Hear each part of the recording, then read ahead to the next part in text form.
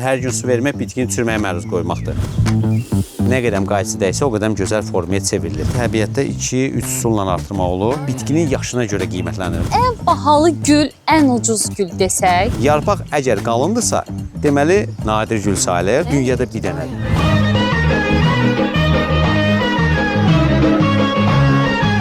Təbiətin ən gözəl canlılarından biri də təbii ki, güllərdir, bitkilərdir. Elə bu dəfə istərdik güllər haqqında danışaq. Tufan bəydən dəyərli məlumatlar alaq. Güllər nəğməylə səslər, çəmənlərin gülünü, güllər nə yaxşı bilir, çiçəklərin dilini. Güllər haqqında bildiyimiz yanlışlar hansılardır? Bəzi anlar bitkilərə çox su verirlər.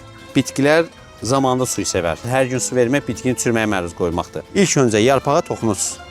Yarpaq əgər qalındırsa, deməli tərkibi sudan ibarətdir. Bu bitki o zaman suya sevən sayılır. Bağçada gülər hər yan, çiçək açmışdır əlvan. Daha səliqəli forma istəyirsə, bitkiyə nə qədəm qaysı dəysə, o qədəm gözəl formaya çevrilir. Mütləq dərəcədə həm kimyəvi, həm bioloji maddələrdən istifadə eləmək olar. Ən bahalı gül, ən ucuz gül desək? Dəvə-dabanı deyilən bitki 1.400.000 funt sterlinqə İngiltərədə aksiyona çıxıb. Bəli, Xüsusi özəlliyi nə? dünyada bir dənədir. Monsteran bir qeyri-adi növüdür və albinus növündən də fərqlənir.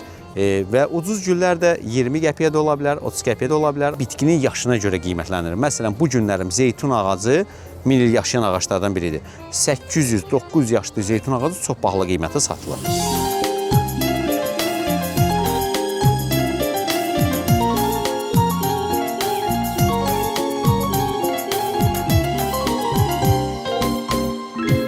Bitkiləri təbiətdə 2-3 üsulla artırmaq olur.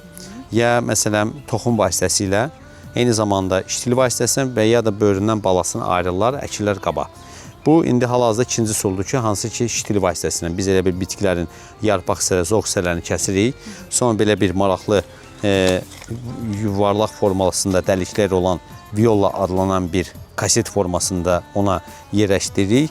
Və burada artıq onlar kökləri sarıyır, hətta sarayan zaman gülləməyə doğru gedir. Bu arada deyim ki, elə sarmaşıq soruşurlar ki, necə artırılır? Qalın zoğlardan artırmaq olur, kökləndirici dərman vasitəsilə.